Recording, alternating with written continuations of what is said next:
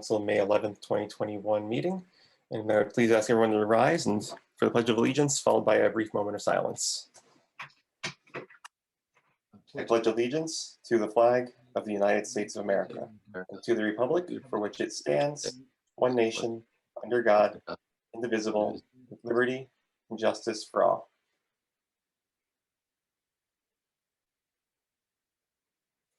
Thank you. All right, moving right along to proclamations and presentations. Mike, if you would like to put forward item 4.1 for International Firefighters Day, I'll read that into the record. Very good. I'm going to share my screen, Mr. Vice Chair. So you should be able to see the proclamation there.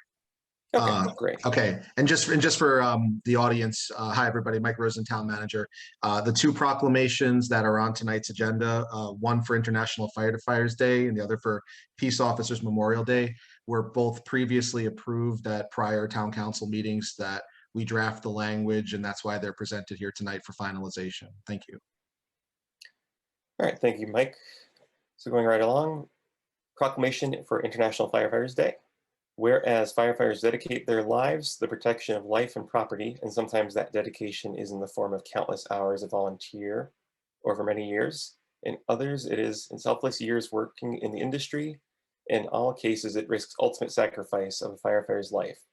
And whereas International Firefighters Day, also known as IFFD, is a time where a community can recognize and honor the sacrifices that firefighters make to ensure that their communities and environment are as safe as possible. It is also a day in which current and past firefighters can be thanked for their contributions. And whereas International Firefighters Day is observed each year on the 4th of May, on where we remember the past firefighters who have died while serving our community or dedicated their lives to protecting the safety of us all, and show our support and appreciation to the firefighters worldwide who continue to protect us so well throughout the year. And whereas hailing from all walks of life, they are our mothers, fathers, brothers, sisters, aunts, uncles, grandparents, neighbors, and friends. They protect us without wanting recognition or reward. In our time of need, they are there with courage, compassion, and loyalty. They are the essence of true meaning of community. Now, therefore, I, Steve Jones, on behalf of Tammy Nuccio, Chair of the Tallinn Town Council, on behalf of the Town Council and community at large, now call upon all citizens of the town of Tallinn and upon all patriotic, civic, and educational organizations to observe the day of May 4th, 2021, in recognition of the patriotic service and dedicated efforts of our fire and emergency service personnel. Dated at Tallinn, Connecticut, this 4th day of May, 2021. So it's obviously after May 4th, and we had mentioned that when this was approved at the last meeting, but that's because of the timeline that it takes to approve proclamations. So we, of course, had spoken with the fire department and let them know our support and everything. We'll get this right for next year. Let's put it that way. No, I appreciate it. Appreciate it, Mike. Thank you very much. So we can move right along to item 4.2, proclamation recognizing May 15th as Peace Officers Memorial Day. So to go forward with that, Peace Officers Memorial Day. Whereas in 1962, President John F. Kennedy designated May 15th as Peace Officers Memorial Day, and the week in which the date falls as Police Week to honor the service and sacrifice of our law enforcement officers killed in the line of duty while protecting our communities and safeguarding our democracy. And whereas there are approximately 900,000 law enforcement officers serving in the communities across the US, including the dedicated members of the Connecticut State Police, and whereas since the first recorded death in 1786, more than 24,200 law enforcement officers in the United States have made the ultimate sacrifice and tragically been killed in the line of duty. Of those, 152 are from Connecticut.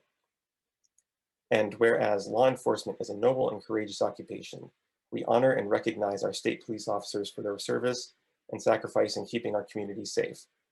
And whereas flags are lowered at half-staff on May 15th, 2021, as National Police Officers Memorial Day, as directed under presidential order in honor of the law enforcement personnel who, through their courageous deeds, have made the ultimate sacrifice in service, and let us also recognize and pay respect to the survivors of our fallen heroes. Now, therefore, I, Steve Jones, on behalf of Tammy Nuccio, Chair of the Tallinn Town Council, on behalf of the Town of Tallinn, or Town Council and community at large, now call upon all citizens of the Town of Tallinn and upon all patriotic, civic, and educational organizations to observe the week of May 9th through May 15th, 2021 as National Police Week, and join in commemorating law enforcement officers past and present who, by their faithful and loyal devotion to their responsibilities, have rendered a dedicated service to their communities. Dated at Tallinn, Connecticut, this 15th day of May, 2021. Thank you, So, Mike. Mr. Vice Chair, I don't know if there's any amendments to these two draft language. All right. Is there any objection to the language as laid out in these two proclamations from any counselors? Seeing none, Okay, we're they good are then.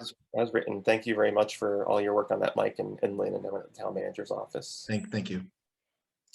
All right, to item 5, public petitions, communications. Steve, public I'm sorry. oh, sorry, go Mr. ahead. Jones, I'm sorry, just for, for future going forward for proclamations like this that are, for firefighters week, for law enforcement week, those kind of things, maybe moving forward as a recommendation for the remainder of this period for this town council and for recommendations for the next town council that are coming on, maybe looking at doing a like an enduring one, saying going forward, this month or this week will be recognized by the town as, that way we don't have to look at possibly redoing this every year if these are going to be recurring requests for weeks of recognition. So just wanted to put that down.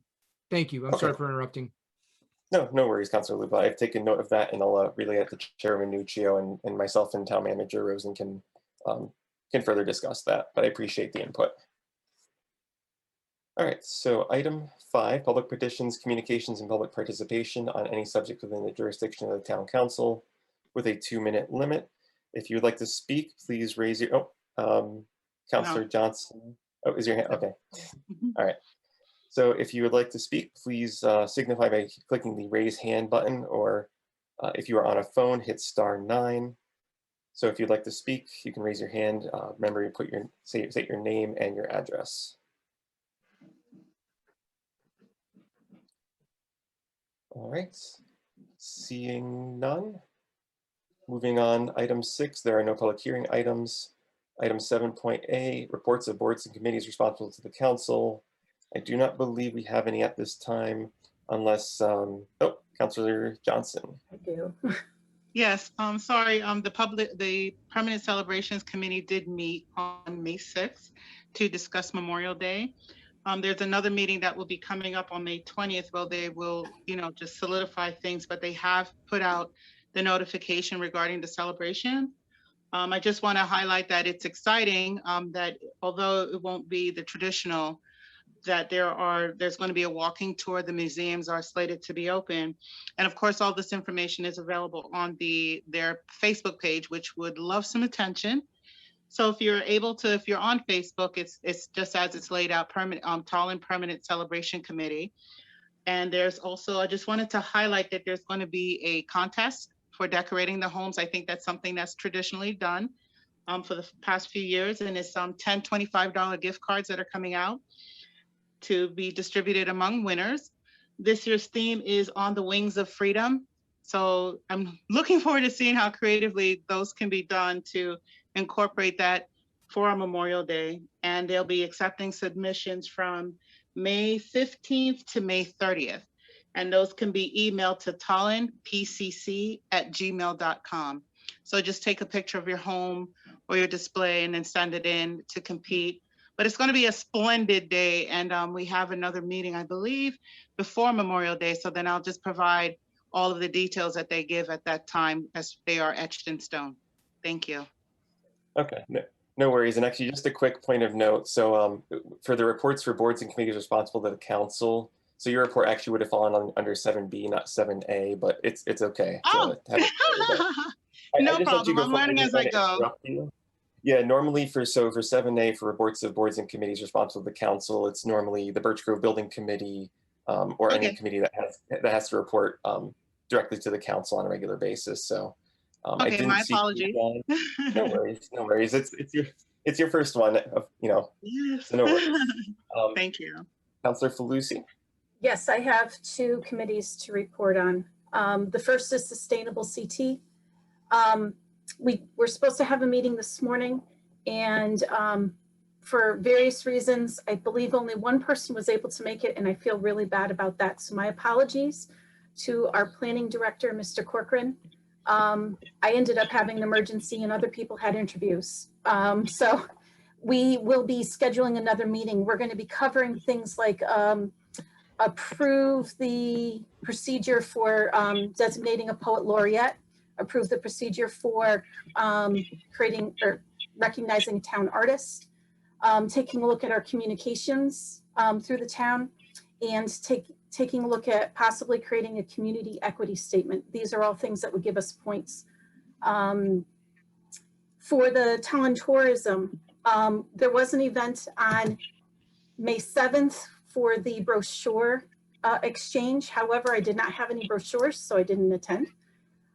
Maybe next year we'll be able to do that. They also had a marketing meeting, but there's a conflict with me being here right now, so I did not attend that meeting. I will get the notes and pass on anything that might be appropriate for the town.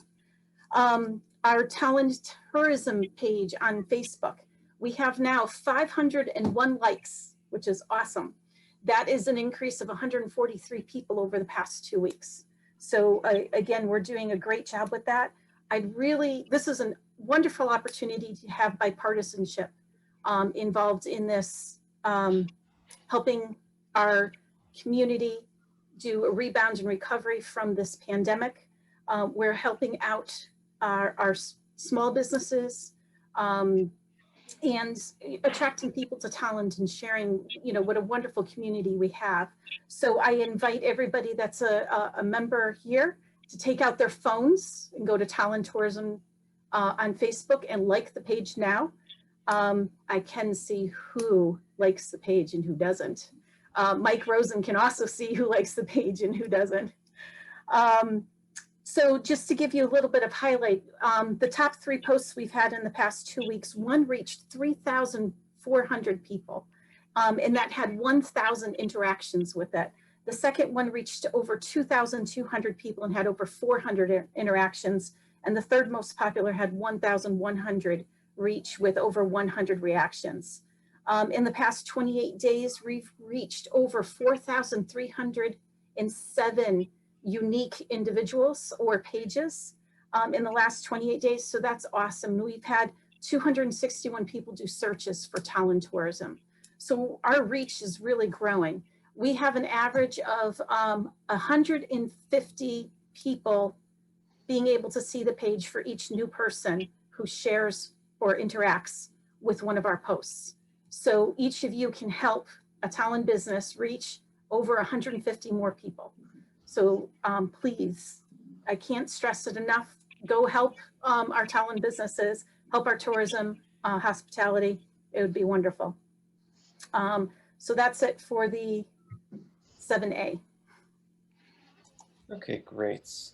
I don't know if there's any questions. I was going to ask you, you mentioned something about having artists. Were you saying that would be a dedicated town artist, or was that a... Yeah, that's something that we can do to earn some points with Sustainable CT is recognize just like we could have a poet laureate, we can have a town artist.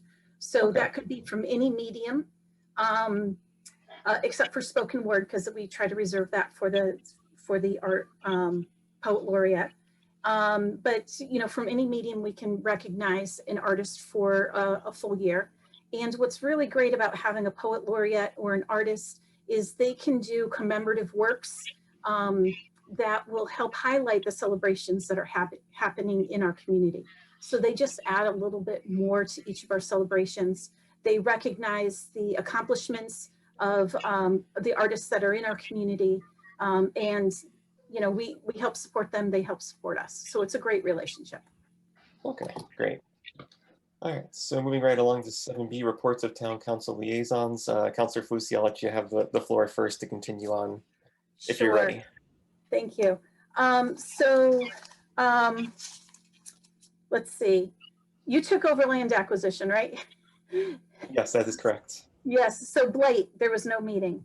Board of Ed, they took a look at a budget discussion and a COVID and a pandemic update. They had a very long discussion and very interesting educational one about pre-investing versus planning and what they're doing to prevent loss of staff. Let's see, planning and zoning met last night. We had 3 public hearings. The first one was one that's continued. It's to permit development of multifamily housing in the Gateway Design District. So as many of you know, Santini, who is a developer, is looking to build multifamily units behind the Big Y. And they needed to apply for a zoning variance or some changes, I'm sorry, to our zoning laws. That's what I should say. And they had 2 pages. They did an excellent job and a very thorough job. The discussion is going to continue. So I suggest if anybody has any interest in taking a look at that to read the notes. I'm not going to go into detail because it is still an open public hearing. They also had a public hearing about moving 3 parcels from a residential district into the Gateway Design District, and that did pass.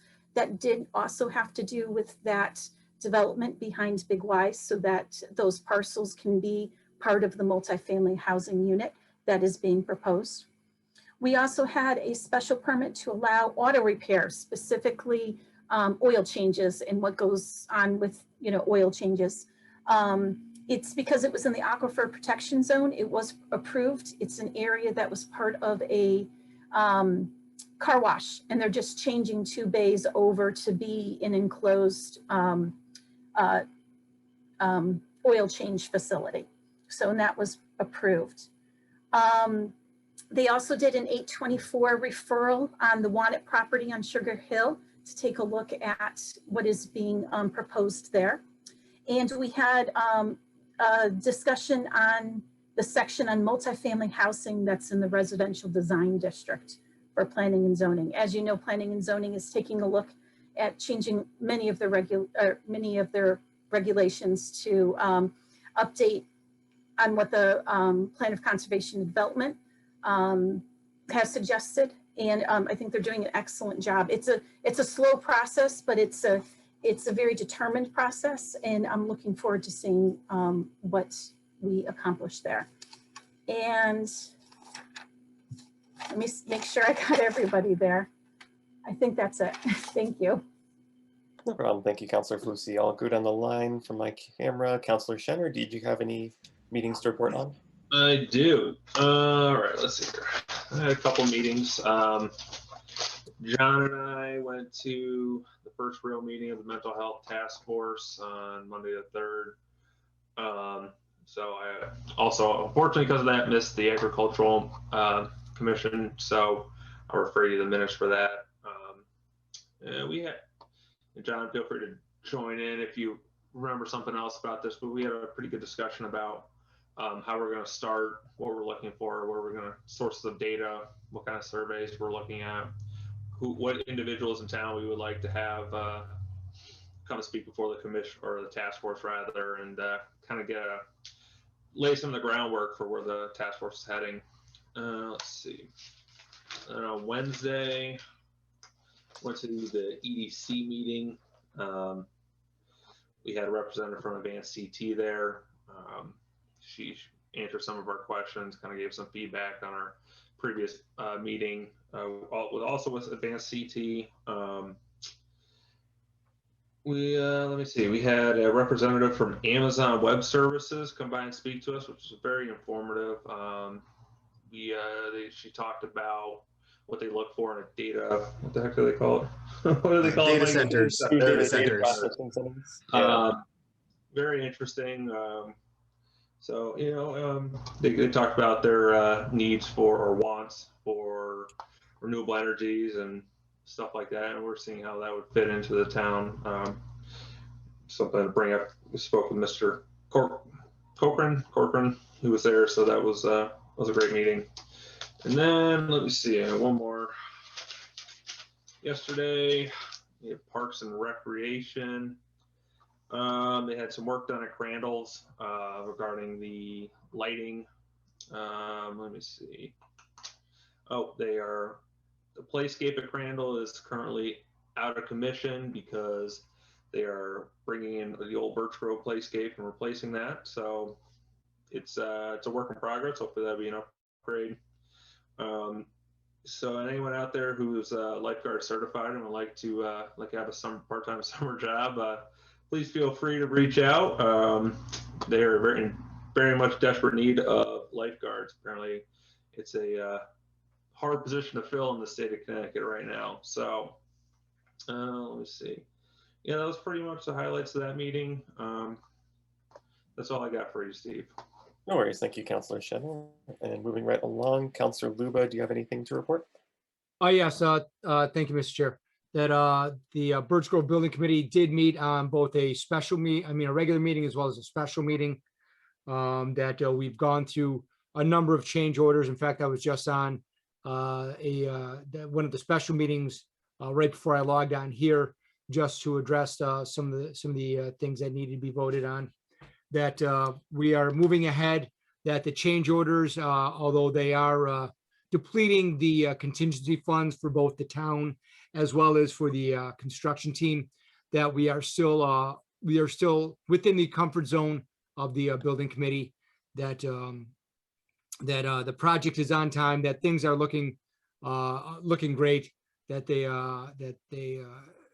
we are anticipating to have the school ready as planned, and address all the issues that we have our meetings planned, either a regular meeting or a special meeting every Tuesday through the next 2 months, just to make sure that there's no issues that come up, and that if there are any issues, that we'll be able to address them quickly.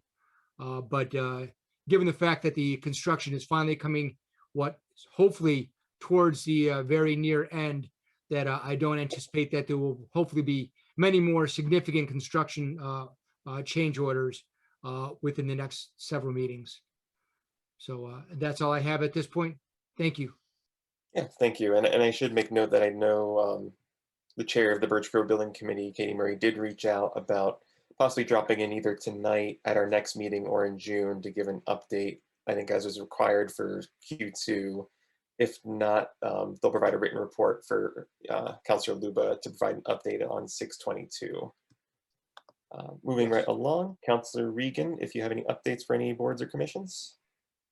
Thank you. WPCA did not meet, so nothing to report there. But as Mr. Shanner said, I did attend the Mental Health and Substance Use Advisory Task Force, and we are beginning the process of inviting key stakeholders in town to come and share the information they have. And we'll be having our next meeting next Monday. And we're going to start with Nancy Dunn from Human Services, I believe. And then I haven't seen the agenda yet, but I believe she will be on there to give the information on some of the services that are currently available in town. So I'm looking forward to that.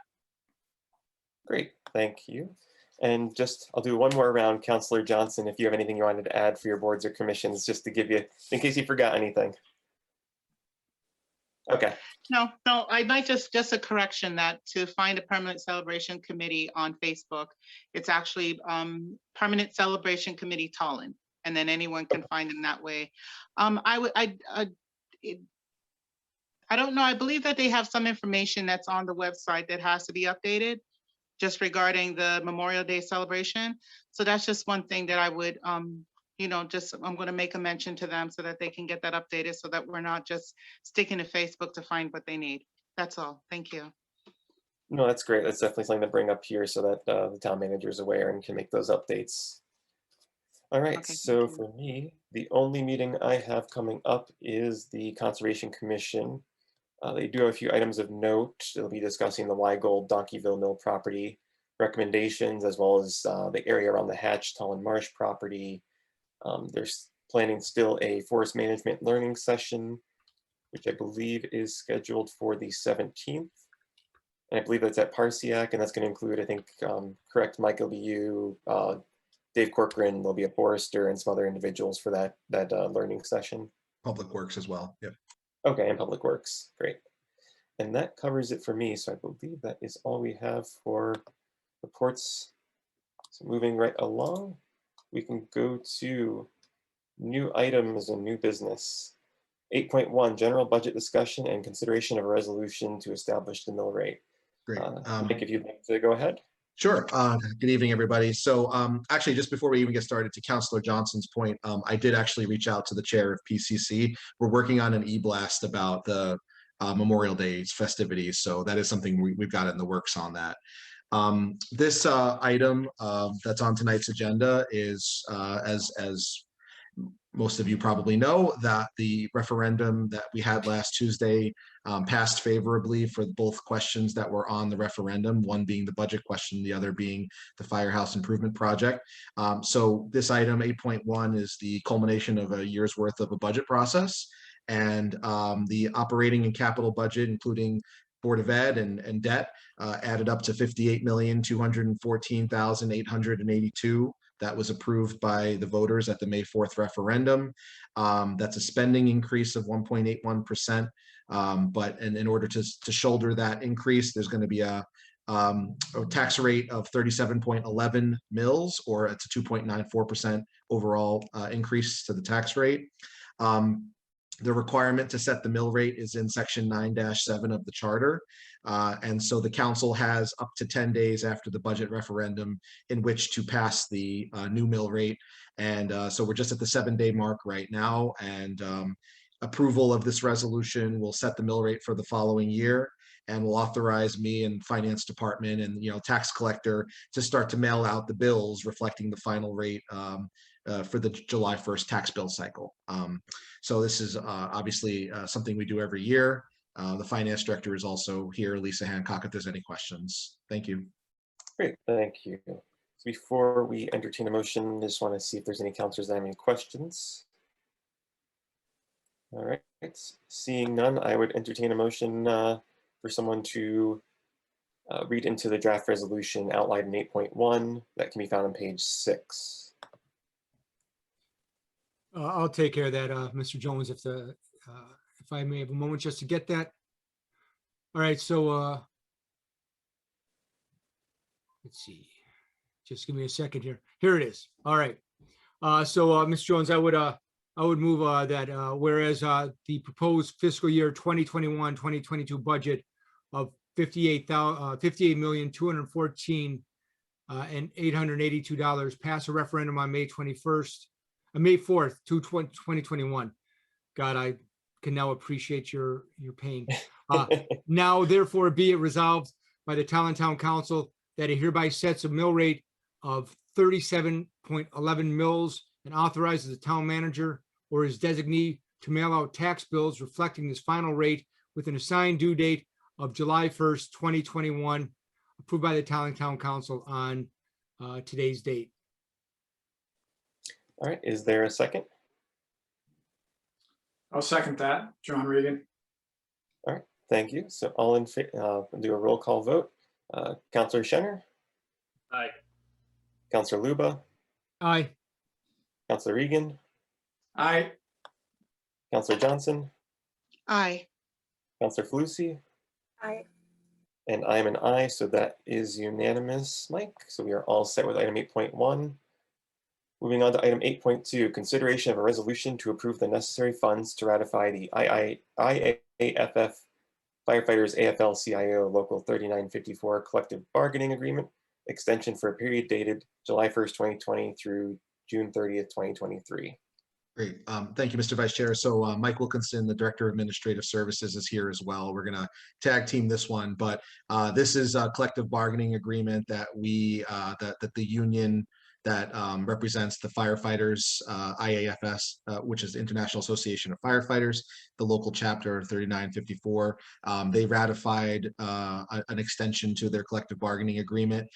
We are almost a full year into arrears at this point, but the new agreement will extend 2 additional years until June 30th of 2023.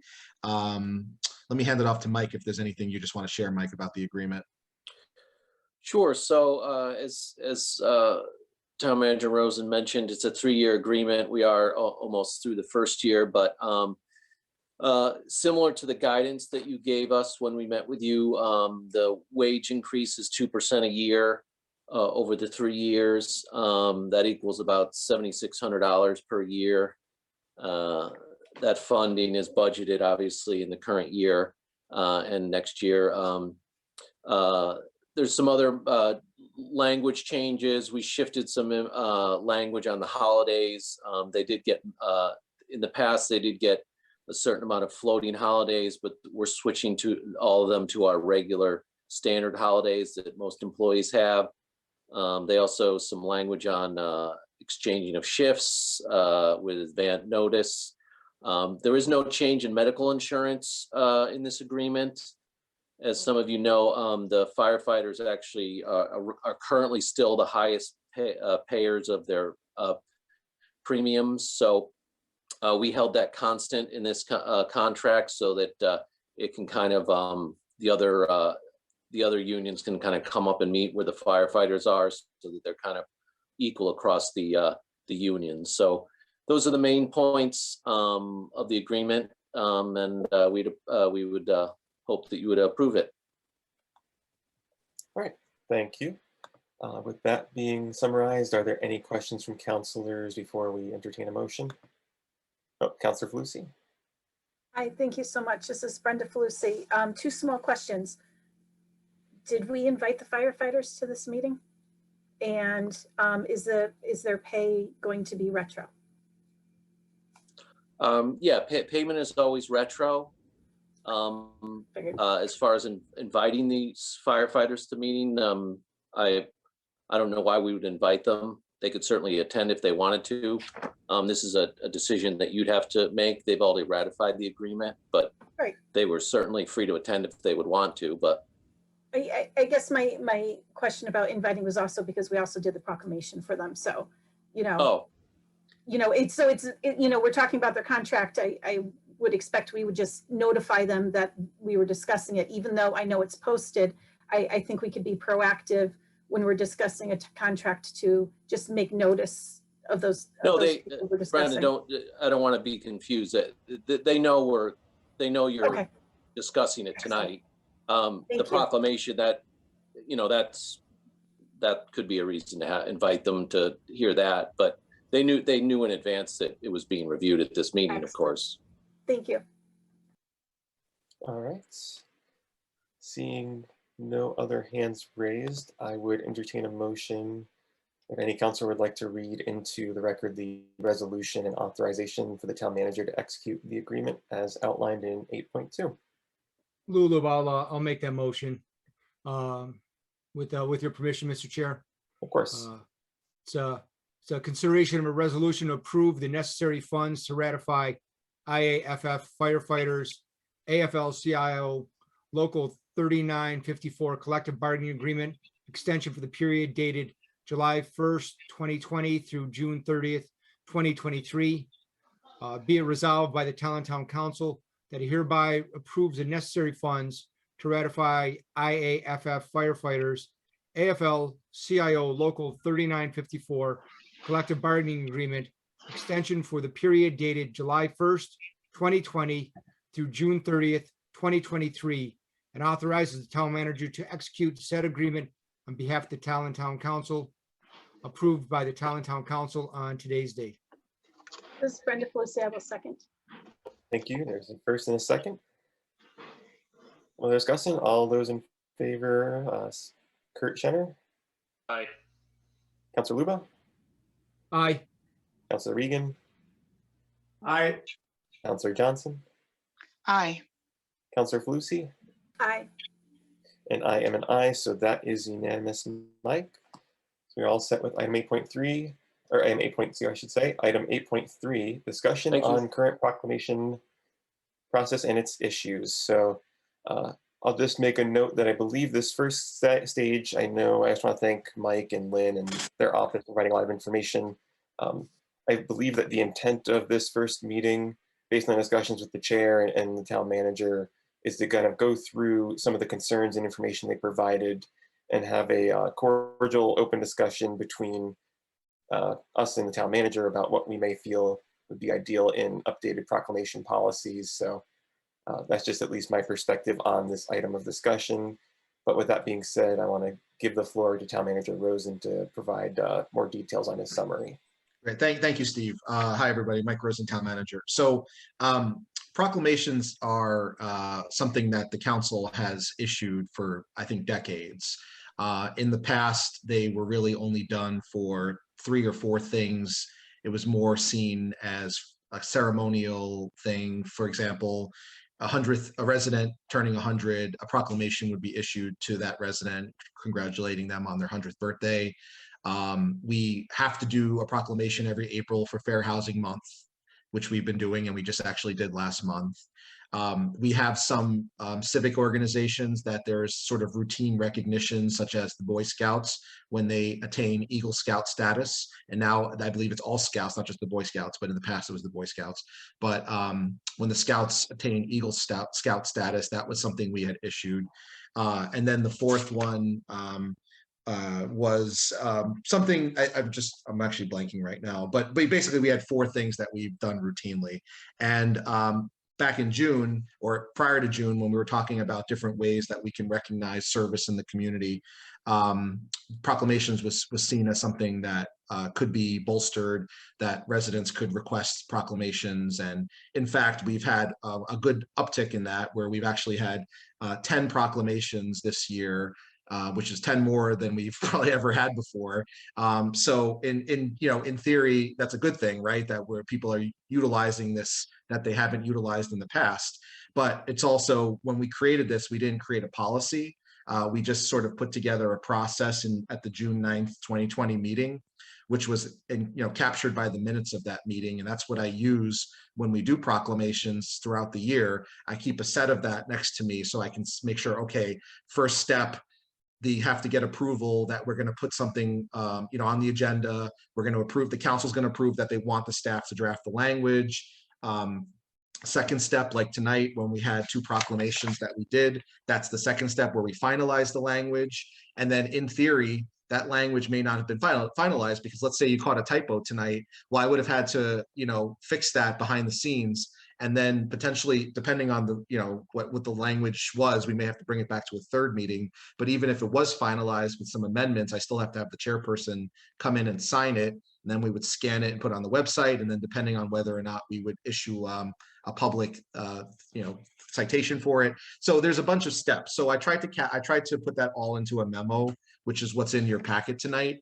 And I think, and it's been mentioned a few times at some of the meetings we've had over the past year, where if there's either a tightening up of the process or some maybe even doing a full-fledged policy, we might be able to curb some of the things that have been going on. So what has been working, I have found, is that we do have the online form where people can request a proclamation for whatever it might be.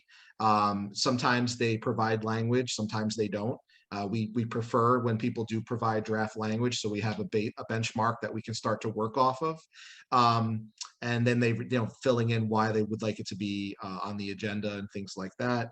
The fourth one was if a municipal employee retired. That was the fourth one I missed before. But basically, those ones that were previously considered fast track don't have to go to the first stage where we go to council asking for permission to draft the language. Instead, it skips that step and goes directly to having the draft language presented on an agenda. So for example, Fair Housing Month, every year it's cyclical. When we bring it to an agenda, really only a couple of things change every year on it, but that's an example of one that kind of gets fast tracked. And then, there's just a lot of steps to this, and sometimes we miss out on the deadlines. Like for example, tonight with the firefighter day is May 4th and today's May 11th. So it got missed by a week and things like that. The timeline needs to maybe be tightened up a bit. So I guess my memo summarizes all my thoughts. Certainly would like to hear if the council has questions, but what I was hoping to do would be to start this discussion with the council about if you all think that it would be a good time to revise the proclamation process or formalize it with a policy, and specifically with paying attention to the bullet points on page 13. These are some of the items that both Lynn in my office and I have come up with that we think could be a couple of loopholes that are currently existing in the process. And maybe we can figure out ways to like formalized ways to, address these things so that in some ways the staff ends up being the arbiter of what does and doesn't belong on a council agenda for proclamations. And I think that's a position that we don't feel necessarily comfortable in. That's why council has to approve these things and not staff.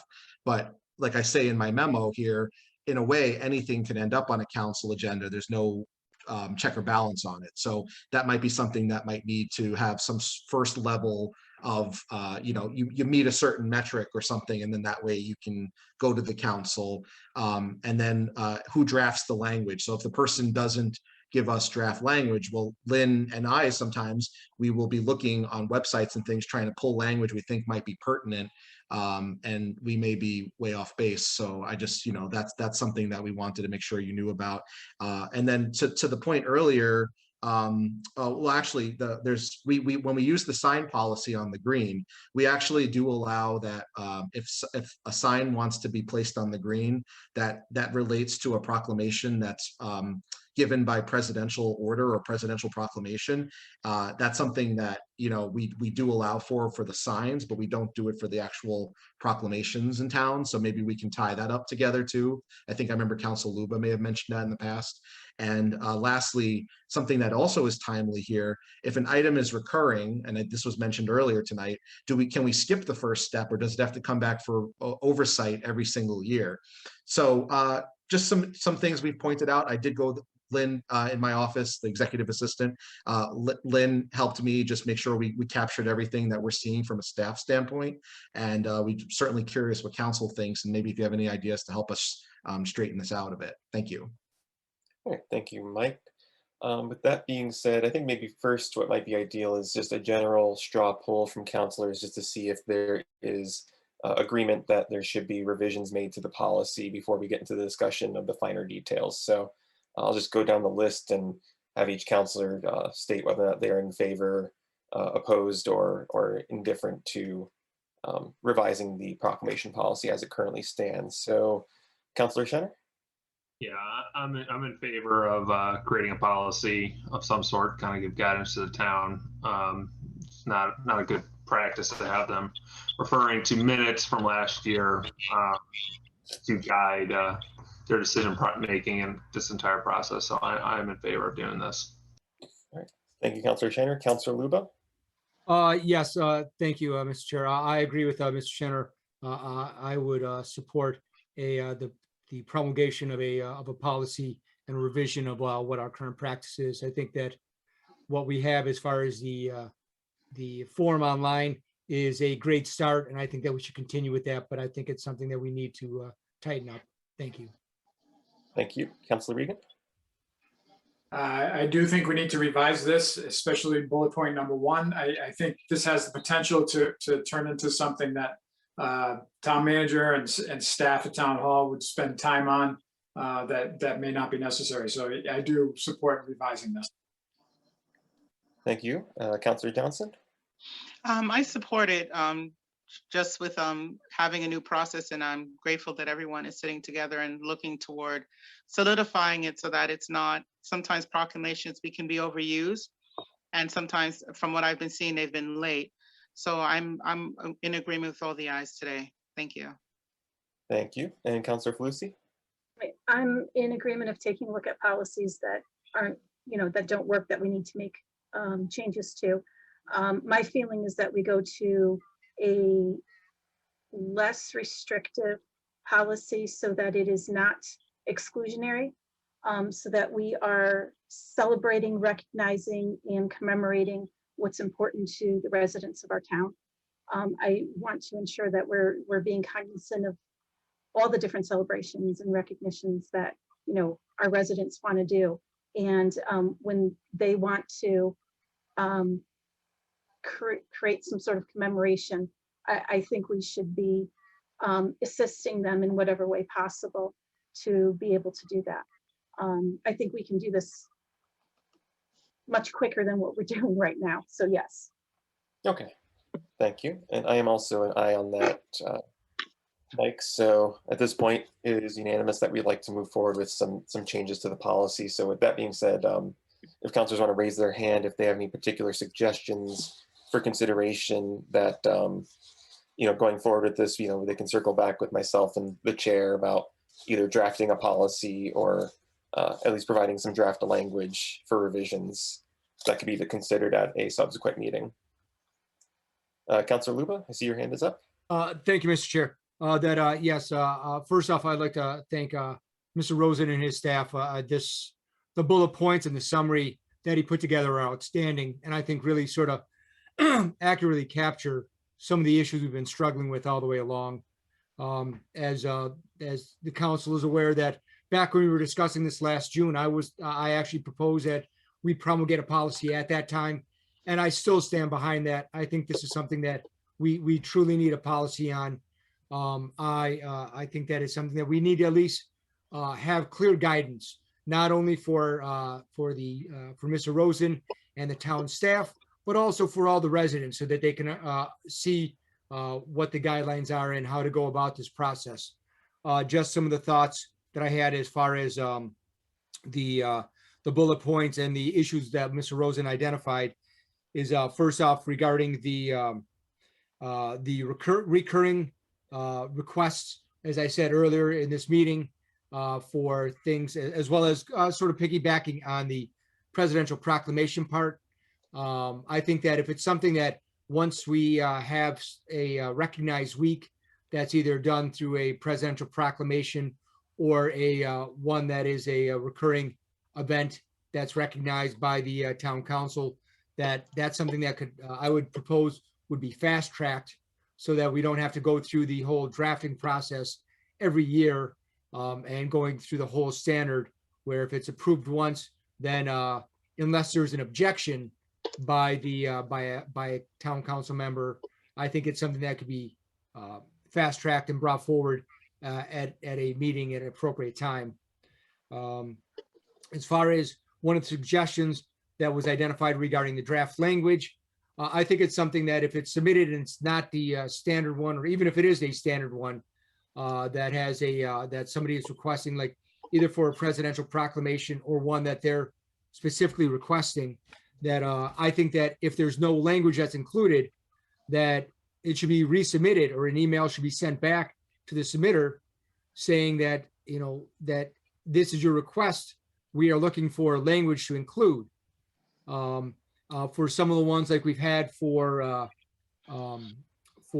like earlier this year with regard to the actions taken by residents to assist the state police in police activities. I think that's one that's sort of out of the norm, where that was something that really, that just providing the basic information that the town, that Mr. Rosen and his staff drew up a very, very appropriate ones.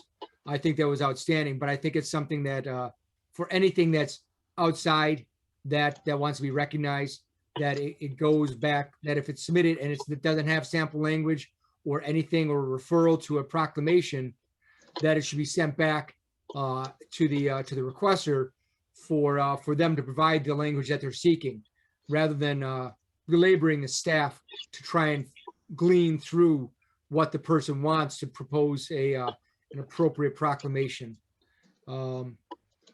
Those are just my suggestions. That as I said at last June's meeting, I had a draft proclamation policy that I prepared, that I believe I submitted to Mr. Rosen, but that after discussion, that we decided that it would be sufficient to at least proceed forward with just the online form. I still have a copy of that. I will be forwarding it to Mr. Rosen for further promulgation out to the rest of the town council, just to at least start working on some draft language, not as saying that this is the be all end all, but at least building on it so that we can start going forward on language that we think would be appropriate for proclamations. I think that the one thing that coming from a legal standpoint, that I would also point out is that this is unlike some other actions that the town may take, that this is a discretionary action that's taken by the town council, and that the town council, and moreover the town chair, where that's their prerogative, where it's something that we don't have to issue a proclamation for everything. I would like to see us issue a proclamation for everything, but that I think it's something that, again, is discretionary and covered under political speech. So I think that's something that that we need to keep in mind as well, that this is something that is within the town council discretion and doesn't create precedent that we need to follow for everything else after that. That's all my comments. Thank you, Mr. Chair. Thank you, Councilor Luba. Councilor Regan. Thank you, Mr. Vice Chair. Mr. Luba covered a lot of my thoughts on this, but I'm really stuck on bullet point number 1 and bullet point number 3. What can end up on an agenda? I like the idea of tying it to a presidential proclamation, similar to the process we use for the sign policy that we drafted. The town manager and the staff should in no way be tasked with coming up with language. If somebody submits something with no language, I don't think that application should move forward in any way. I don't think that their job description should include coming up with language for these proclamations that may be coming in. So I think it needs to include language or maybe even be tied to presidential proclamations. And that ties into bullet point number 3, who drafts the language and what if there are multiple versions? I think if we have a base language of a presidential proclamation, we can change it to suit our needs here in Tolland. So I think that's those are the 2 bullet points that I'm kind of stuck on, and then I think we really need to tighten up. Okay. Thank you, Councilor Regan. Councilor Flusy. Yes, thank you. Brenda Falusi here.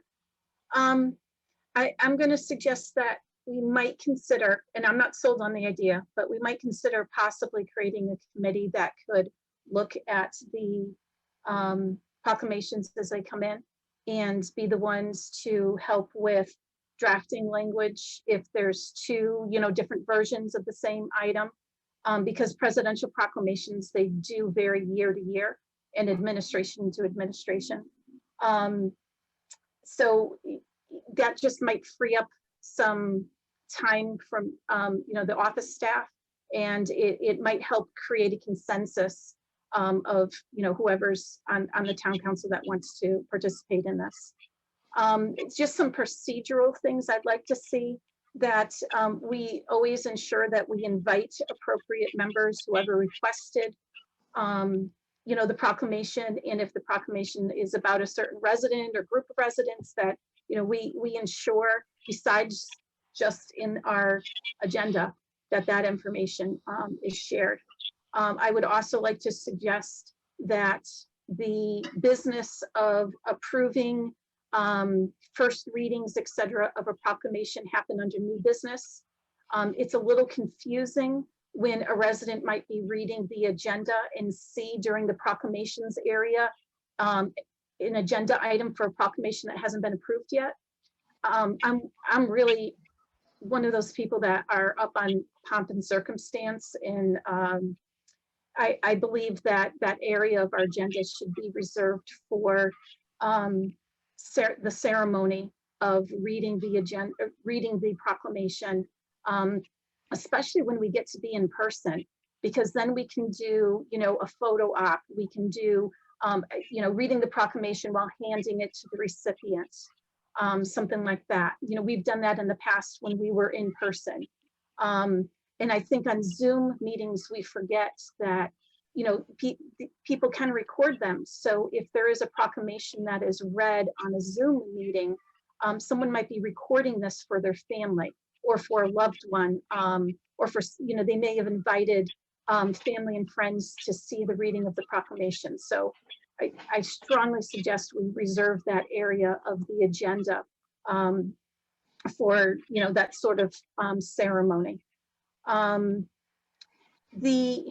Maybe something that could help us with some of the items, if we add to our form to ask the people to share a link that shows the day, week, month, or year commemoration for the proclamation, that might save us a little bit of a step going to look for information. I'm just thinking there might be, for Pride Month, someone might give us a link to, wherever it is that has, the Pride Month proclamation, or, the organization that is in charge of creating that. I've just used that as an example. I'm sure there's others. You know, the International Firefighters, they probably have something on their webpage. It might save us some, you know, the person who's petitioning and our staff a little bit of work. Let me see here. I'm really nervous about creating a policy that is too ironclad, that it's exclusionary, that it creates only certain groups, that's only inviting to certain groups that may feel, I don't want anybody to feel like they're, you know, not held in the same regard as every group in Tolland. I was thinking maybe if someone does a proclamation and it doesn't go against hiring standards, you know, like those HR guidelines, that's an automatic no. You know, if it discriminates against whatever, obviously it's an automatic no. But I think that's, you know, I would rather say what we don't allow rather than what we do, if that makes sense. I'm just spewing a lot of stuff. I'm sorry. I hope you're getting all these notes. Yep. And again, I really want to emphasize that this should be something that we're celebrating with and commemorating with our residents, that we're recognizing, you know, the work of our staff, residents, you know, and people. We should never make them feel like this is a burden. So those are my thoughts. Okay, thank you, Councilor Falusi. Councilor Johnson. Yes, I just wanted to just tie in with some recommendations. Proclamations, from what I understand, there's many that are presidential that will cover the broader scope of all of the celebrations that we have and many more.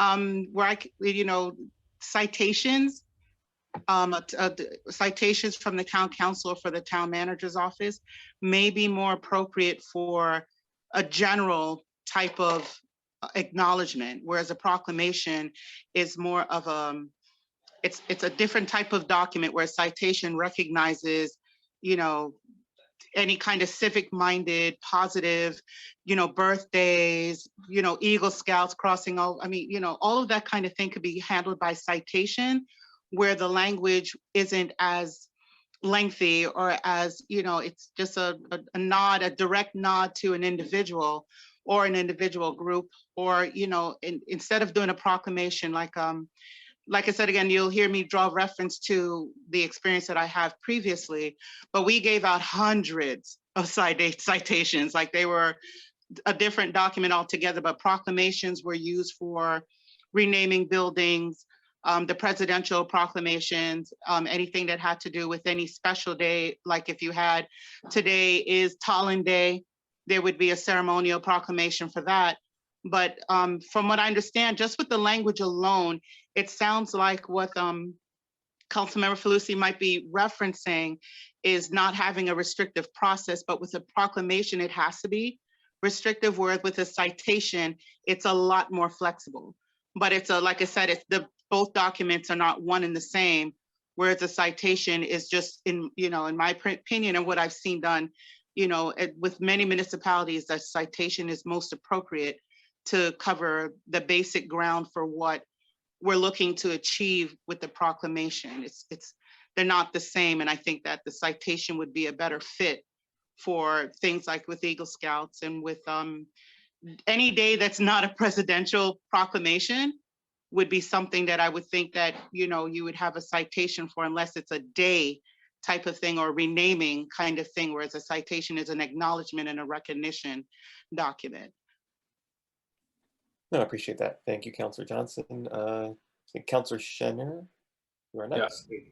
Thank you, Steve. I'm going to echo some of the thoughts that Councilwoman Falusi had about a committee.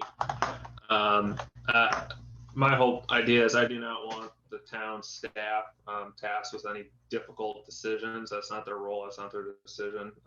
The elected body, that's our decision.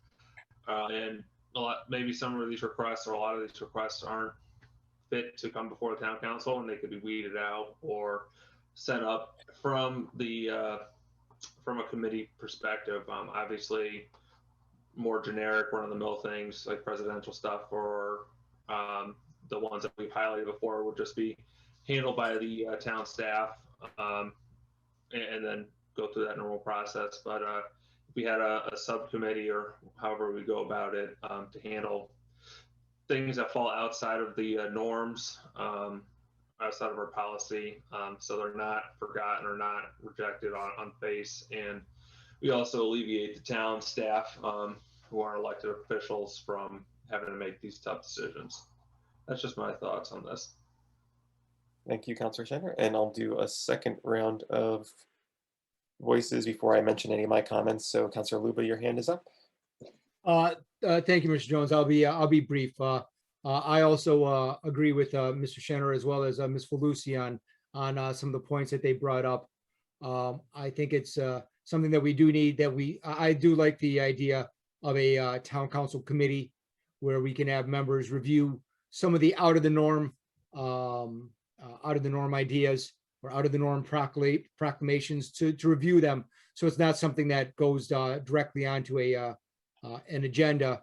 And I also do like the suggestion of Ms. Johnson as far as having a citation, where even having not necessarily a bifurcated, but sort of a ones that could be issued by the town chair. Because I agree with Mr. Shanner that unless it's something that we put in policy where these are a certain number of ones which could be issued by the town manager, which is a very limited list, which has no, basically, I don't want them having a discretionary decision-making process in it, is that it meets these criteria. So that's something that could be issued as a citation through the town manager. But if anything beyond a citation level or anything for a higher significance, that would be go up to the town council, for review, or a person could make a request for proclamation. And then upon the the subcommittee for the town council reviewing it, they can send it back down to Mr. Rosen and have him do a separate letter for a citation rather than a town council proclamation. This is, trying to work through this, all of us. I think it's as Mr. Jones said early on, that this is a great thing. We're meeting the minds and really sort of hashing things through at this point. I think is something that's very helpful. So that's my comments. Thank you very much. Thank you. So just to kind of go over some of the written comments I have, just for guidance for Town Manager Rosen. So it does seem as though that we should try to find a way to fast track both recurring requests as well as presidential proclamations. We should be either requiring or requesting resources and links for potential language if it isn't already available or already drafted from a prior year. I do also agree. I like the idea of a committee. I'm thinking of how Councilor Luba and myself are two of the people that are kind of a vetting subcommittee for appointments to boards and commissions. I think a similar bipartisan group could do the same topic, as requests are provided through the town manager, maybe how we have a vacancies email, however the proclamations are submitted. Once that's submitted to the town manager, it also goes to those two responsible parties to discuss and come to a resolution on. Just one thing of note, I do also think that there might be some good traction between having a delineation between citations and proclamations. Just kind of looking at some of our past history, we did have in the past, if you go back to 2005, I have just pulled up some minutes, we actually had resolutions instead of proclamations. So there's a resolution commending a resident for heroism, and one that was a resolution commending a resident for compassionate action and exceptional hospitality. And so there's some prior history, prior precedent that we've done different commendations that are not necessarily proclamations, and perhaps having that delineated would be beneficial if that's amenable to all councilors when a draft policy is considered at a future meeting. I do also agree. I think we should put forward separately proclamations as they're presented as a separate item, and when they're being considered by the council for a vote, should fall under new business. And I believe that covers the majority of the items that Counselor suggested. But before I finish my comments, I see Counselor Falusi, if you want to go for a second round before I say anything else. Yeah, I just want to say that we should be cognizant of plagiarism. I don't know where the line falls on that, because I don't, some of our proclamations, I honestly don't know where we've gotten the language. I don't know if we need to say if we've taken the language from somewhere else. And because, right now it just says, our standard language on the bottom. So I honestly don't know. I think that's something we should look at. And I liked the idea when you were talking about resolutions. It might be easier for residents to be able to come up with language for a resolution rather than a proclamation. So or even a citation. So maybe we come up with definitions of those. And it might just end up being easier because of the form and the language to do some of those items differently. Thank you.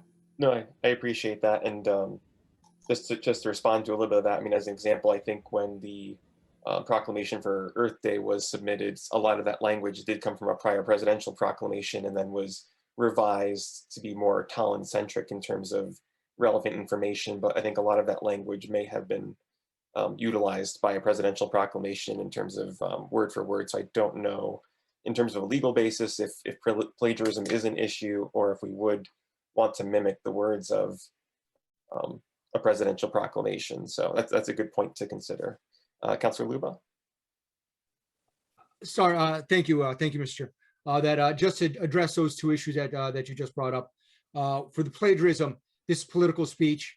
There's no plagiarism issue involved. If it's something that you're taking a direct quote from somebody and you're including inside there and you want to list them for attribution, that's something that you could do, but it's not something that there's no legal issues regarding a plagiarism contained within a proclamation.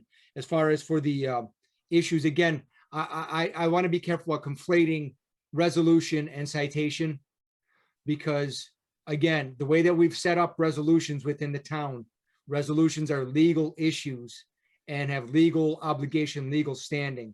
So I don't want to conflate the two with using a resolution and a citation. Although it says be it resolved at the end, that does not constitute a resolution. Where if we say this is a resolution, as we have before, that is a legal definition that we've set forward, which carries with it certain responsibilities. So just want to make sure that we're cognizant of that as well. Thank you, Mr. Chair. Thank you, Councilor Luba. I don't believe I have any other comments at this time. I was trying to see if I had any questions. Town Manager Rosen, do you have any questions for the council at this point, or do you feel you have a healthy amount of information? No, this was helpful. Thank you all for participating. I jotted down all the notes that everybody said, and I imagine we'll bring this back to another meeting, maybe a few weeks from now.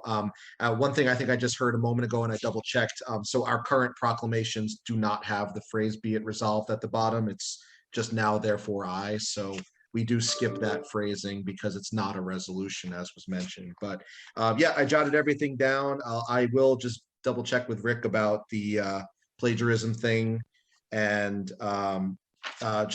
because it's relevant to the time frame, we do have a request for a Pride proclamation for June, and that was, I think, the very first one that was approved last year. So should I just fast track that then to the next agenda so that we don't have to go through the approval first? Let's go ahead and do a straw poll from councilors just to see if they're okay at this point fast tracking it, since it was, I believe, a presidential proclamation, and it's also a proclamation that was previously provided or published by the town council. So I'll go on the list. Councilor Schenner? I am all set with fast tracking. So yes. All right. Councilor Luba? Yes, okay for fast track. Councilor Regan? I agree with fast track. Councilor Johnson? I agree with fast tracking, but also note that the presidential proclamations are all encompassing. So I don't know if that's something that we'll look at, but definitely fast track it. I agree. Thank you. Counselor Fucy? Yes. And I am a yes as well, Mike, so we can go ahead and have that fast track so that it is available for. the- Okay, I do have last year's language, and I'll check with the requester if they want that to be the same language again. Thank you. And I think that about covers it. If there are any questions that you don't have at this time or that you come up with at a later time, please feel free to shoot those over to the chair, vice chair, and myself, or shoot them over to the town manager directly in case there's any concerns or thoughts that happen to come up regarding proclamations. If there's any relevant information about policies that other towns may have, that would be beneficial, I think, for them drafting a policy. So at this point, Mike, do we need to table this item to the next meeting so that it falls under old business? You can table it, or actually, I believe you indefinitely postpone it is the vote, because tabling means you take it up later in the meeting. So I would just say indefinitely, the motion would be to indefinitely postpone this until a later date.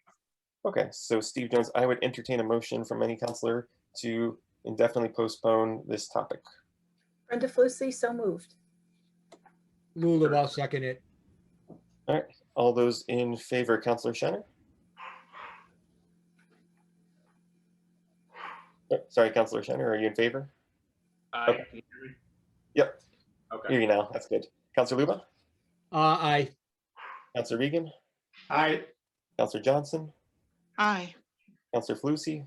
Aye. And I am an aye, so that is unanimous. So that is indefinitely postponed. And we will most likely address that at our next meeting.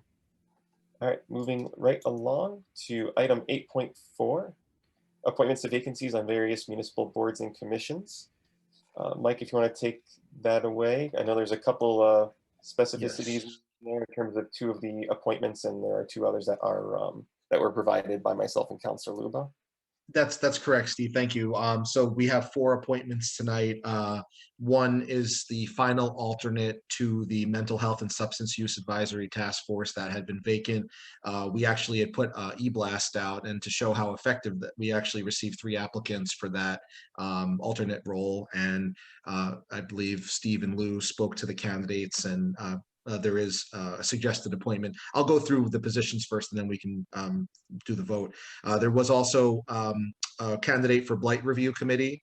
And then there's 2 roles that by nature of their position, the Director of Planning and Community Development is a voting member on 2 of the town's boards, the Delinquent Tax Collection Enforcement and the Land Acquisition Advisory Committee. So David Corcoran, having been the planner now for just about a month and a half, needs to be appointed to these 2 bodies. So I don't know if Steve or Lou, if you want to mention it. I know you spoke to the other 2 candidates.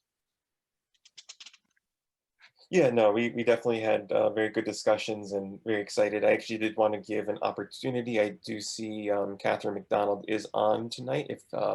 If they wanted to say any words before the approval or just introduce themselves to the council, give you that opportunity. If you'd like, I can unmute your mic for you, or if you're able to do it yourself, there should be a little mute button at the bottom left corner of the Zoom screen. Hi, good evening. I'm Catherine McDonald. I'm really happy to be here and start working with the task force at the next meeting next week. I'm fairly new to Tolland. I moved here with my family in November, and I'm a licensed professional counselor and have a private practice specializing in perinatal mental health. I'm a founding member of Postpartum Support International Connecticut chapter, and a mom whose children will be starting Tolland Public Schools in the fall. So becoming more involved in the community and the emotional wellness of the greater community is really important to me. I'm really happy to be here. Thank you, Catherine. We greatly appreciate you stepping up, and you have a very impressive resume from what you provided us. So thank you. And Councilor Luba? Thank you, Mr. Chair.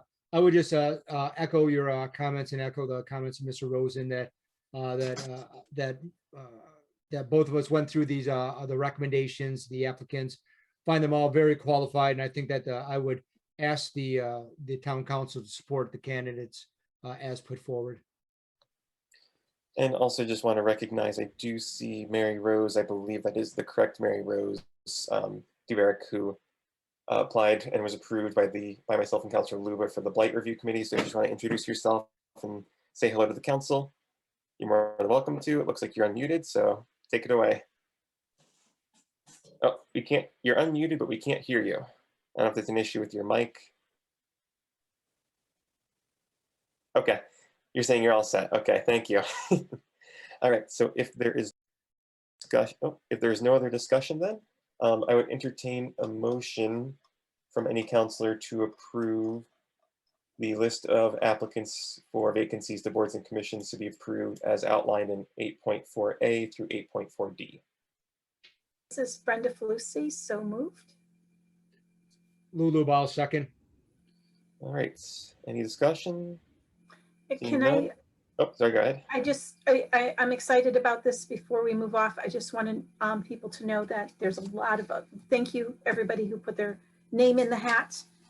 We do have other vacancies, as you can see in our minutes. And I want to make people aware that there will be 2 vacancies opening up over the summer for Ag Commission that have not made the list yet because the people still have some time on their term, but looking forward to filling those roles too.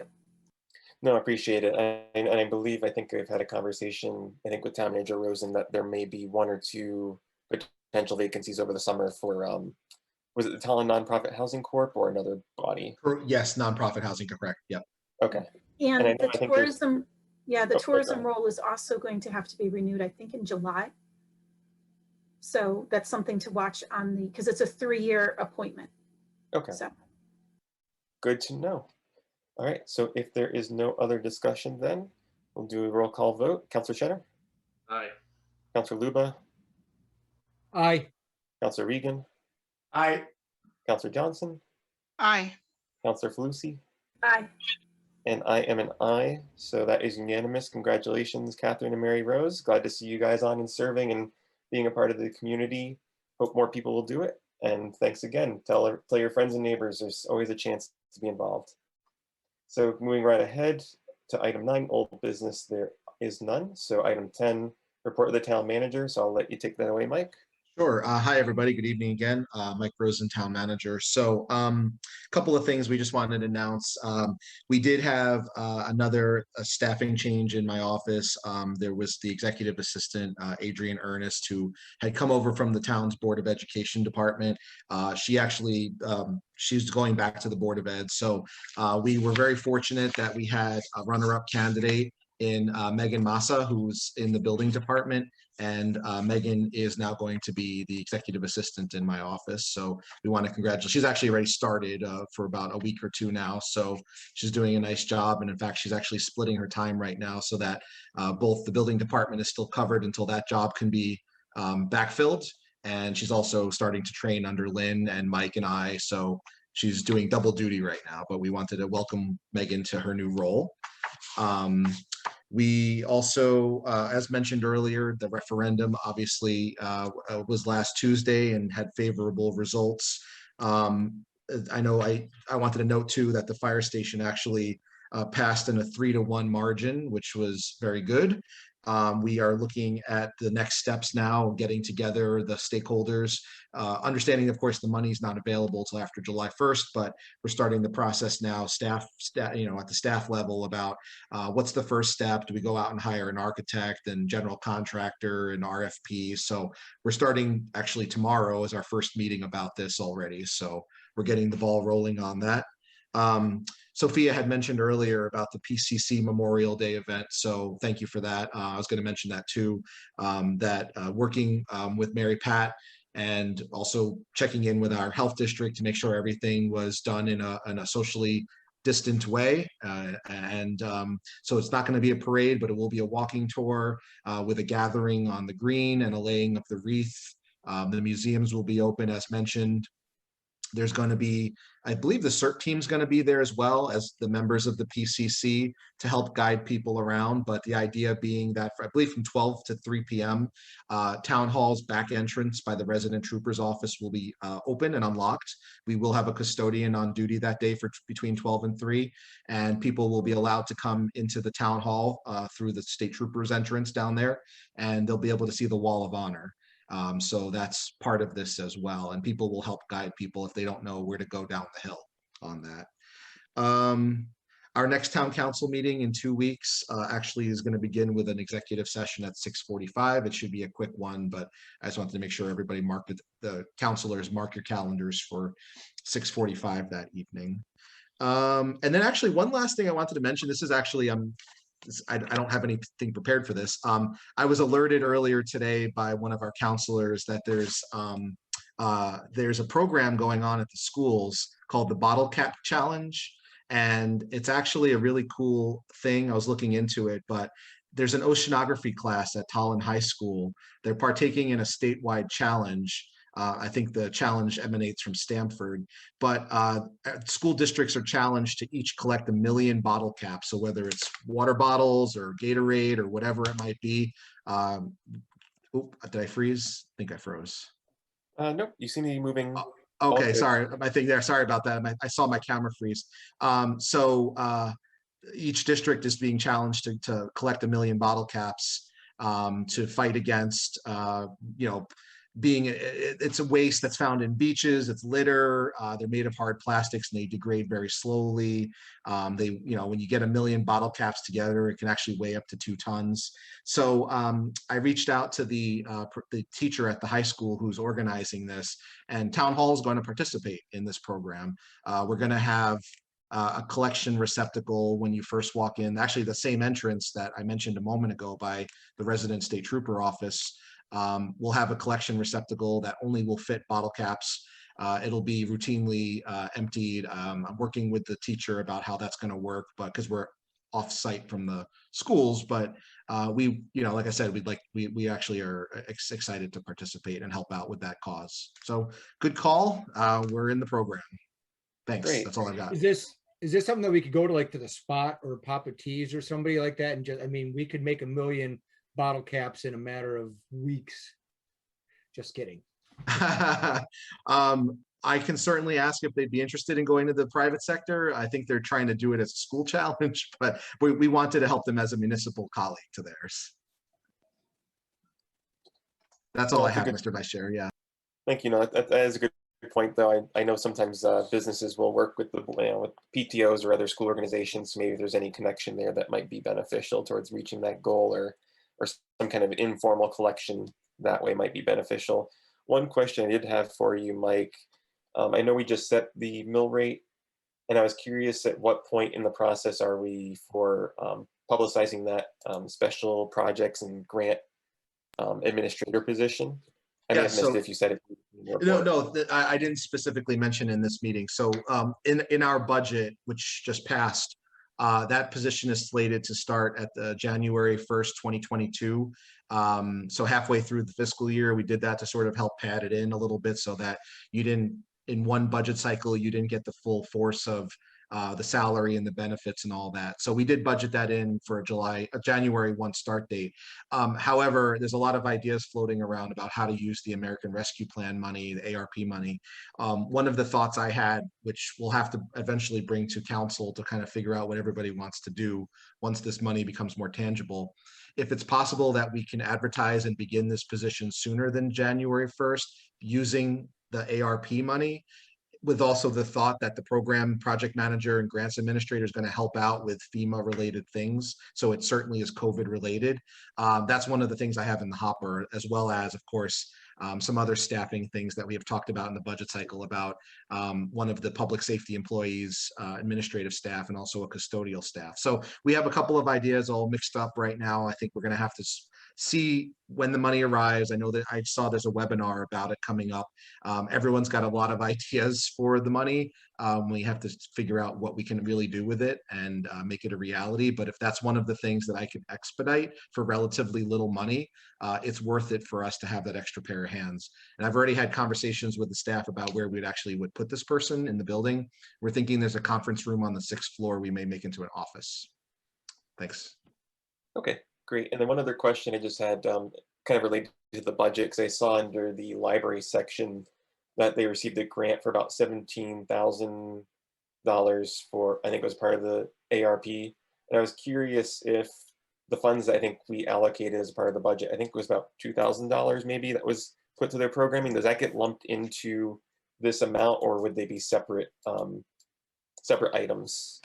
My memory, it was 2,500 and it was specifically to go towards programming that could be done, whether it had to do like on Zoom or if we're back in person. I think this money, I'm not exactly sure if this is more related to the pandemic. It looks like just I didn't invite Barbara. I didn't, but we can certainly touch base with her, Steve. But Yeah. I think that money, the 25 was specific, 2,500 was specifically to go into program material costs. This 17,000, I believe, is more for COVID offset. So I think they're separate. Okay. All right. Thank you. I think that covers it for me. If there's any other questions from counselors regarding the report of the town manager. All right. Seeing none. Moving on to the adoption of the minutes, I would entertain a motion to approve adoption of the April 27, 2021 remote regular meeting minutes. Lulu, I'll make that motion. Brenda Felicio, second. All right. Any discussion? Seeing none. All those in favor, Counselor Luba, Aye. Counselor Regan, Aye. Counselor Johnson, Aye. Counselor Falusi, Aye. and I do see, I think Kurt may have had a technical issue, so I think he's connecting to the audio now. Let's give him a second. See if Kurt, if you're able to hear us. We're just voting to adopt the April 27, 2021 minutes, if you're able to. Yep, Steve, I can hear you. Okay, great. And They're you're okay. unmuted. Yeah. It looks like they've unmuted, so I don't know if they can speak. All right, looks like I heard him, but yeah, sorry, just to clarify, Kurt, if you're able to say if you were in favor of adopting those minutes. I am in favor if you can hear me. Okay, great. Yep, we can hear you. And I am an aye as well, so those minutes are adopted unanimously. So moving on to item 12, correspondence to council. Counselor Falusi, are you all set? Yes, we just had not many correspondence. We had 2 emails about Ryan Road, about the condition of the road, and I believe that both of those emails were responded to. I'm seeing a nod from Mr. Rosen. Correct, yes. And we received an email about electric transportation solutions. I'll get to that in a second. And then we also received a survey and a number of ads. So. All right. Thank you. And so item number 13, chairperson's report. I believe it was recently publicized, though I know that the chair had their chair hour last night. And I know, just to kind of make an announcement for them, that the June 3rd chair hour has been canceled. And I believe that is rescheduled, or actually no, it's going to be postponed until July. So there will be no town council chair hour. Otherwise, I have nothing to report at this time. So communications and petitions from council persons. If there are any councilors that have any petitions or communications they'd like to present, you can raise your hand. All right, Councilor Johnson. Hi, I just wanted to, Sophia Johnson. I just was wondering if it's possible we just discussed the idea of having a co-liaison, and with the Permanent Celebrations Committee and how it works out, I was wondering if it's possible to do a co-liaison for tourism as well, because they all work together with the Permanent Celebrations, tourism. I think that they work hand in hand, and with the historical committee as well. I'm sorry, fighting a sneeze here. But I was wondering if it's possible to also, if Councilmember Falusi would be amenable to allowing or working together as a co-liaison for the tourism as well. I've looked at the Facebook page and I see that there's a lot of activity. I do know that Facebook will be removing the analytics, which may change the way that we're able to gauge how the engagements are working with Facebook. So I think that's a terrible move for Facebook to do, but they're looking to have a lot of the business pages move over to having a subscriber account or paying to get those analytics. So that's going to be a little, complicated as well. But I just was, with tourism and with Permanent Celebration, I was just wondering if you'd be amenable to having a co-liaison for that committee as well. The tourism role is a state appointed role. So it Okay. is appointed to the Central Region Tourism Commission, and they do one appointment per town. Actually, most towns don't even appoint anybody. That role is, like I said, up in July. Okay. So it's not up to us, unfortunately, to be able to make that.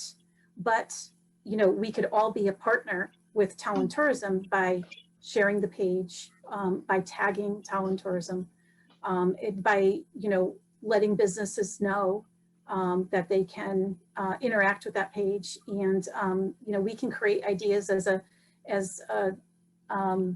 town council on what we want to share on that page. You know, I might be doing the physical work, but the ideas can come from everybody. Anybody in the town is welcome to give input and suggestions and tag the page. So thank you. Okay, no problem. Thank you.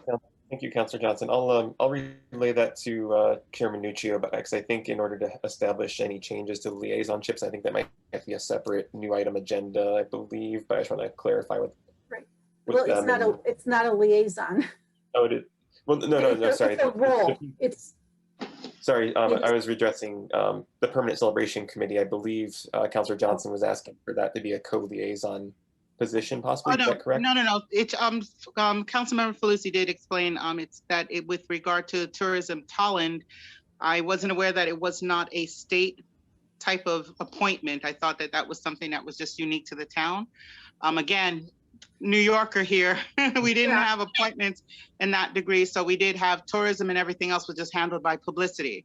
So Right, okay. that was the role that I played, you know, there, and publicity covered everything, all encompassing. So it's a little different here. So forgive me, but it was just, No. but still attending, participating, sharing, that's definitely something that I can do without actually being a liaison or an appointed, you know, I could just do it as a Tollander. So thank you. No, thank you. I misheard your I misinterpreted your language when you're saying the co-liaison. I thought you were saying you wanted a second liaison for PCC. So I appreciate the clarification from Oh, no, yourself and no Councillor problem. Falusi. My apologies. Thank you. No worries. Councillor Falusi. Yes, hi. So I wanted to make a recommendation that in July, when this tourism role comes up, that we actually take a look at picking a non-elected official to do this role. Mostly because their meetings do interfere with the town council meetings. Like I said, there's probably 4 meetings a year, and they're the big ones that end up happening on the second Tuesday of the month. So, you know, I can do it for Zoom because I usually do it earlier. But once we start meeting in person, it's going to be very challenging for an elected official to be able to go to that. The Central Regional Tourism Commission asks for a representative from each town. You are a state appointed position, and that means that you're working for this commission rather than working for the town. You know, maybe take a look at someone who's on the EDC, because that has some good ties together. And then ask for that person to do, you know, maybe quarterly reports to this, you know, to our body. So that's a recommendation I have, because again, it's kind of silly to end up having, you know, that kind of conflict 4 times a year, having to miss either the town council meeting or the tourism commission meeting. Plus, with the tourism commission, you would end up being on other subcommittees, and those subcommittees meet during the day. So it might be more beneficial to find someone who is in a hospitality or tourism or restaurant, you know, sort of role, who has, you know, some ties to the industry. You know, it's up to, you know, us to discuss when the role comes up.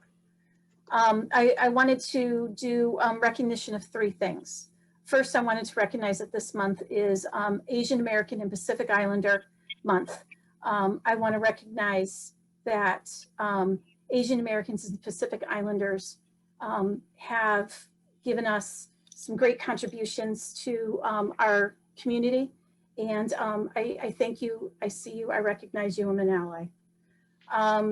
Teacher Appreciation Week was, I think it was last week. It was last week.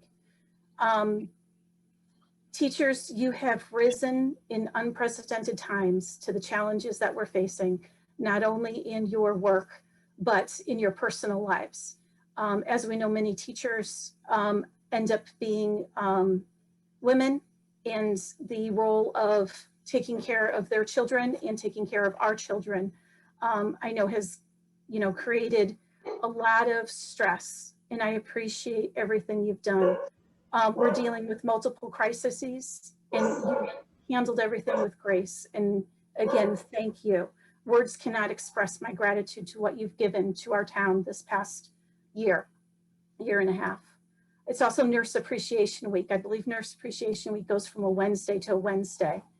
Again, you guys, our nurses have have done a crucial role in our healthcare system, especially in the past year and a half. You've routinely gone above and beyond, what you would normally do. And again, words can't express all my gratitude for your professionalism, your commitment, and your support to our community, especially during this crisis.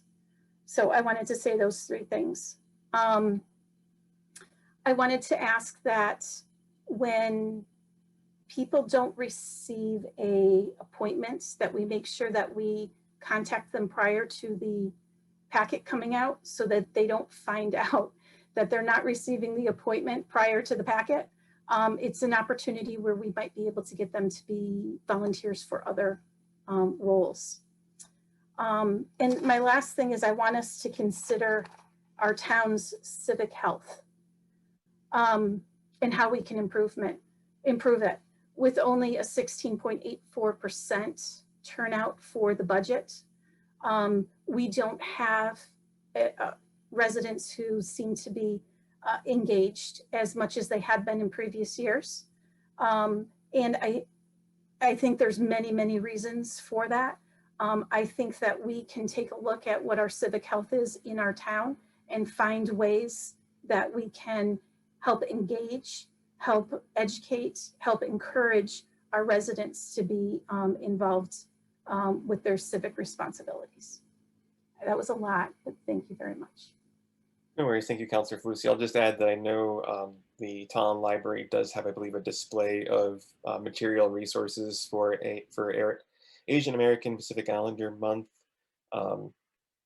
I know we've discussed in the past in terms of the appointments, notifying residents that aren't selected prior to the meeting or prior to the packet coming out. And I think Town Manager Rosen might have stated, at least in terms of when we established the task force, that there's an issue if we gave them that notification and then the person that's chosen withdraws at the last moment, that there's sort of that potential kerfluffle there. I don't know, Mike, if you're able to clarify that that's been the process, or if we can amend that process going forward to provide that notification.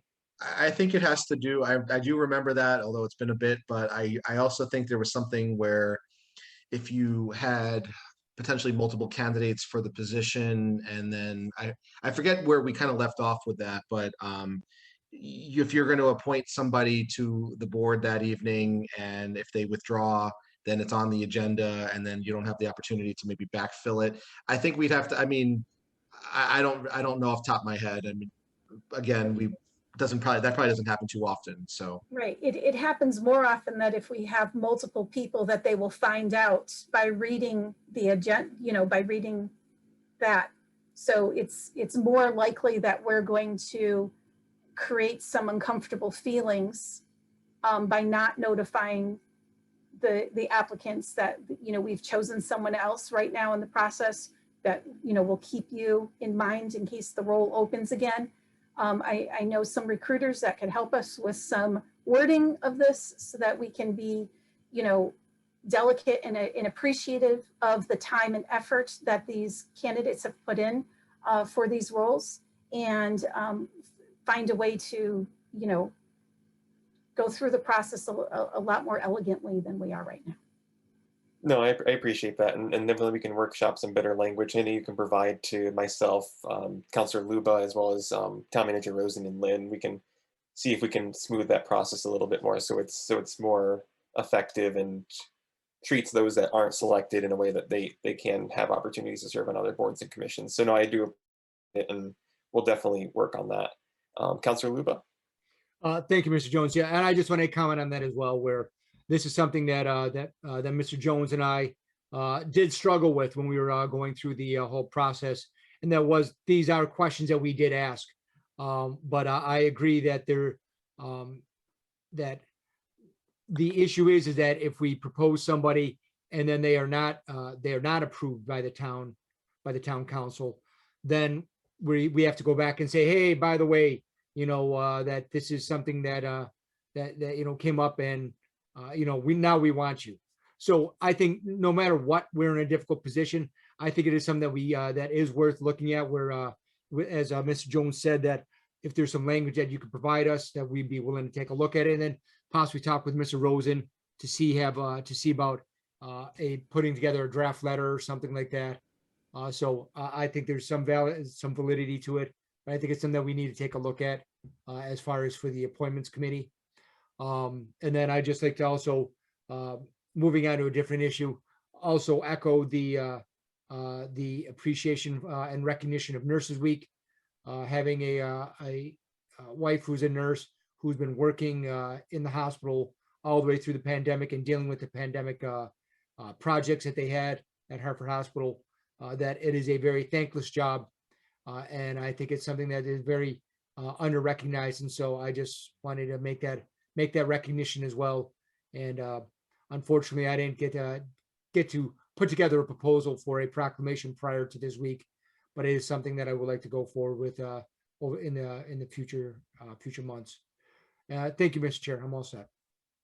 Thank you, Counselor Luba. And then just for myself, I know there were some comments about the civic health, and I know it was one of our town council goals to consider possibly a civic engagement commission, or maybe even a task force that could possibly address some of those issues of public participation as well as community engagement and the town of Tolland's engagement with the community. So I'll at least bring that back to the chair as well as the town councilor, or the chair and the town manager, about whether or not that's a goal that we can see falling through this year, or if there's further discussion at a future meeting about considering that type of body to discuss those issues, or if it would be something that would fall under town council discussion. So thank you. And Town Councilor Luba, I see your hand is up again. Thank you. I'm sorry, I don't mean to take second dibs at something like this, but you just brought up an issue that I was going to discuss as well, and I forgot. Is regarding the civic health. I mean, it's always great to have more involvement. That's something that, as a town council, I think that we should always strive for. But I also think that it's also something that that the town also shows confidence in their elected officials. That they, I think that it also shows that they believe that we work together to put together the best budget that we could. And I think it's something that that I think that also shows that. So there's always a different way to look at it, but I think it is something that we always should try and strive for putting out there and making sure that people are involved in what's going on in the town, especially on voting on important issues. Thank you. No, thank you. I do appreciate that, because yeah, no, there were definitely some people that I think either didn't. I think we can all speculate on why people did or didn't vote. I know I saw some postings on social media or in discussions with people after the fact that there was concern that they didn't know what was going on, or maybe they just happened to miss the mailings. I know that's something that I think has been said by a lot of counselors or by even residents, that we received 2 mailings about the budget and how much more advertising we need. But I think it's a good discussion on how we communicate the budget and communicate other topics in a way that engages the community, at least to be informed.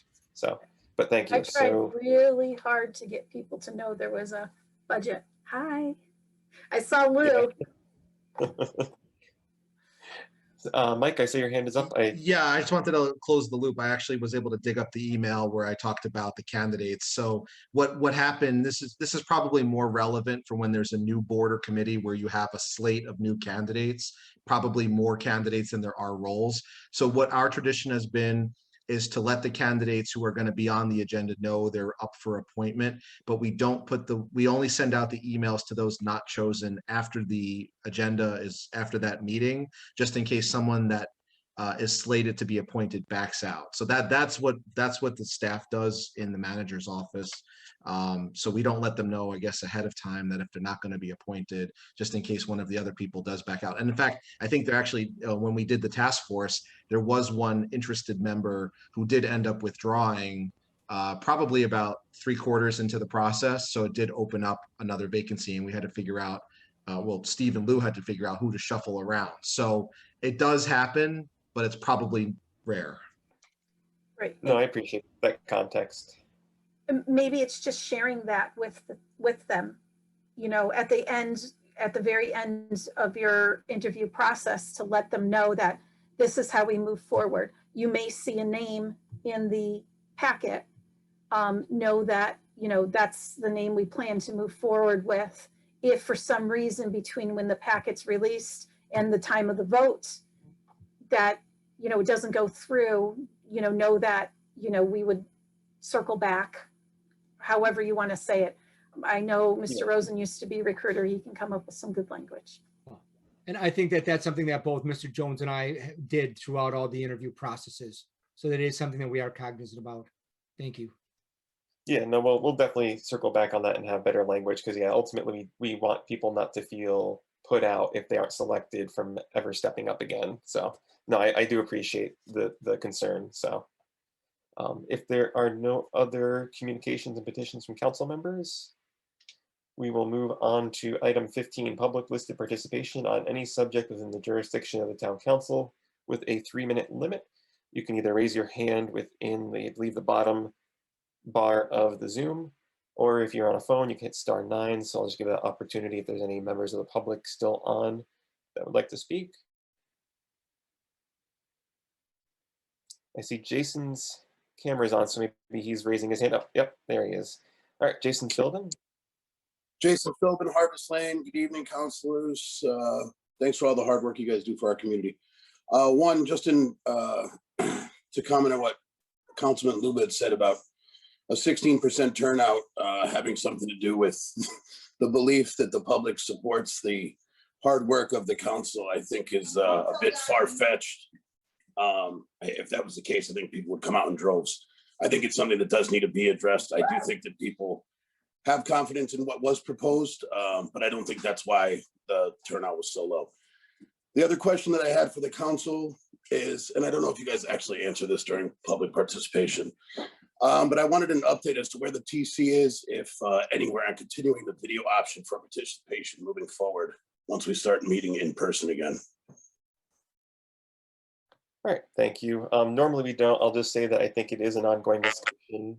I think it is periodic in terms of continuing the remote policy. I think we're still under executive order, but the Town Manager Rosen, if you want to clarify that at all for the council and for the public. I'll say I think it's still a future agenda item for the council to effectively end the state of emergency. So that I don't think you're there yet. Okay, thank you. Thank you all for your time. All right, if there is anyone else. All right, seeing none, I would entertain a motion for adjournment. It's Lou also move. Brenda Felicia, second. All right, all those in favor? Councilor Luba, Aye. Councilor Regan. Oh, you're muted, sorry.